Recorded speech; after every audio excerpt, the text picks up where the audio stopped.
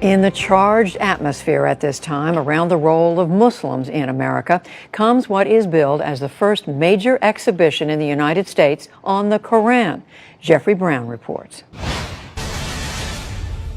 This is one of the great highlights of the exhibition. It's a Qur'an from the early 14th century, from about 1330, signed by a great master. A holy book as a work of art. The Qur'an, sacred to some 1.6 billion Muslims around the world.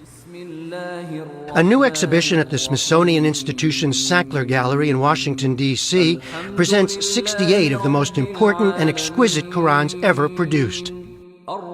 Dating from the late 7th to early 17th centuries, they come from many parts of the Islamic world and are part of the collection of the Museum of Turkish and Islamic Arts in Istanbul. The Qur'an is a divine text, a series of revelations transmitted from the angel Gabriel to the prophet Muhammad between 610 and 632.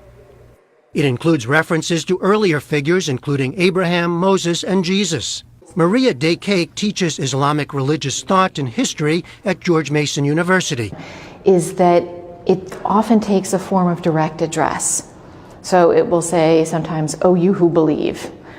Sometimes it'll address all human beings, "Oh, humankind." It is a series of moral exhortations, exhortations to virtue. It includes many stories of prophets before the time of Muhammad. It's an attempt to grab the listener or grab the reader, to wake them up, to make them think about their life, about the world around them. Maria Dekake hopes it will shine a different kind of spotlight on Islam and the Qur'an. You will hear sometimes Islamophobic comments about Islam, and they'll say, well, you know, why would I want to know anything about this text? I see what kinds of things it produces, right? It produces people who behave in these violent ways or something like that.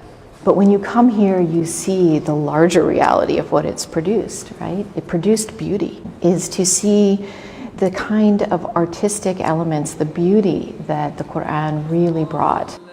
From the Sackler Gallery in Washington, D.C., I'm Jeffrey Brown for the PBS NewsHour.